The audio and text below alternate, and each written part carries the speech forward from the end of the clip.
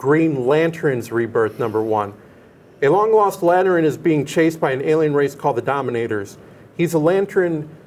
He is a guardian that has been lost to time, but he somehow has come back, and he's holding a box with some type of ring in it.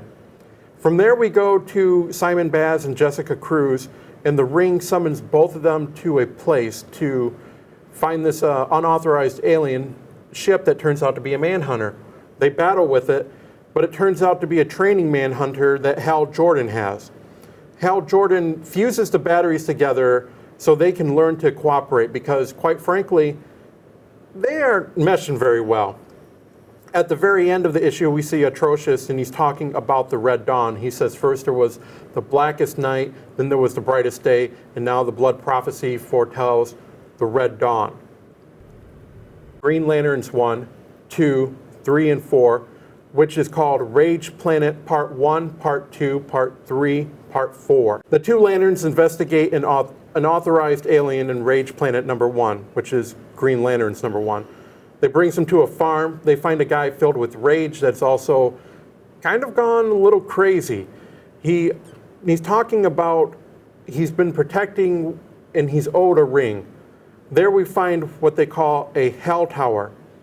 The Red Lanterns Atrocious says the Green Lanterns, or the Red Lanterns, excuse me, that the Red Lanterns are dying and that they need the Hell Tower to make the Rage Seed, which will rejuvenate the Red Lanterns. Simon has a vision called Emerald Sight, which shows some prophecies, some things good and bad that are happening. Jessica encounters people possessed by rage in a supermarket. She didn't want to go to the supermarket. And at the same time, Atrocious also sees the vision that Simon Baz had seen as well, where one lantern will choose to live, one lantern will choose to die. In Green Lanterns #2, which is Rage Planet #2, Atrocious tells the other Red Lanterns about the Blood Prophecy, Red Dawn, and the Rage Seed. They're looking to take over Earth to make it the new, I guess, the center of rage. Mm-hmm. And this issue focuses more on the backstory of Jessica Cruz, that she's having a hard time making a construct and just kind of accepting that she is now a Green Lantern. While she's fighting the rage people in the supermarket, Simon comes in and he saves Jessica.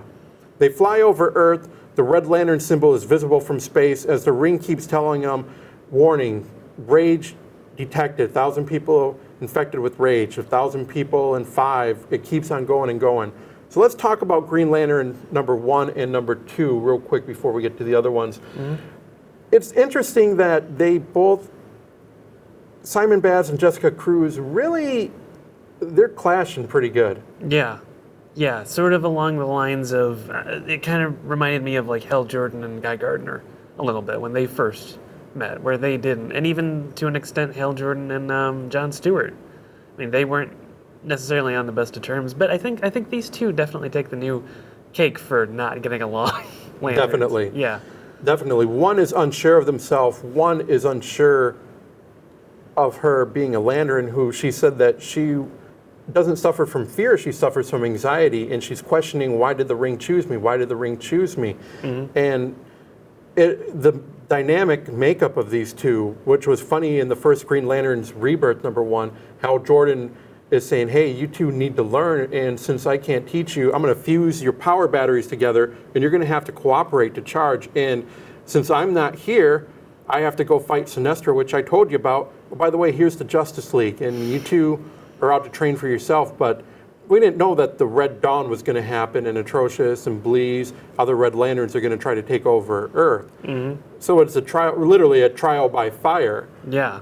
But to see these two kind of, in the backstory of Simon, the backstory of Jessica, when she's showing her sister how to, hey, I can fly and everything, they're very unsure of why they were chosen. And also this mysterious guardian, what is in that box when you start seeing it, and just seeing all these people infected with rage.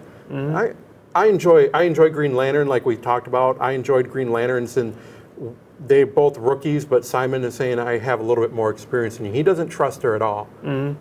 Yeah. Well, and Simon barely even trusts his powers. That's why he still continues to carry a gun around, just in case his powers cut out, at least he'll have a backup. And which is funny coming from a guy who can create constructs, and yet his partner can't create constructs, and she doesn't have a gun. So she doesn't have the backup that he has. Right, right. At the end, they kind of have a little peaceful accord. They look down at the planet, and they see the Red Lantern symbol with all the people being infected by rage as it kind of lights it up.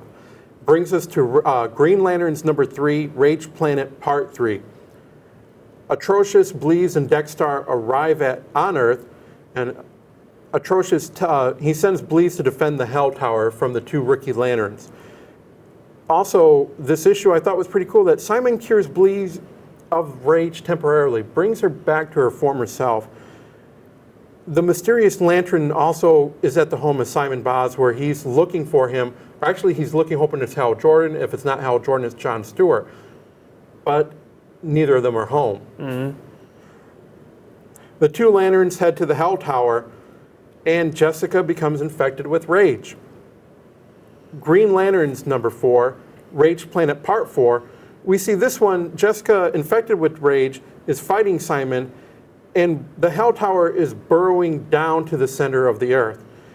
The item in the box, we find out, is called the Phantom Ring, and that is why this lantern was vanished from Oa, because it doesn't seem like it's a powerful weapon, but it's too dangerous. Simon cures Jessica of her rage, but not before they start fighting, and a lot of feelings of how they feel come out. They have a heart-to-heart, and at the end they're surrounded, when they come out of the Hell Tower, they're surrounded by the Red Lanterns, and Atrocious offers one of them to join by killing the other. Green Lanterns number 3 and number 4.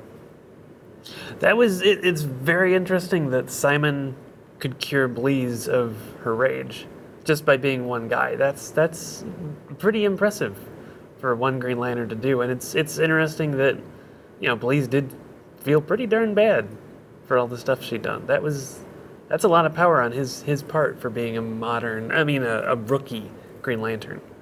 Not only that, but they said earlier in issues that his brother was in a coma, and that he also was able to cure his brother with the ring.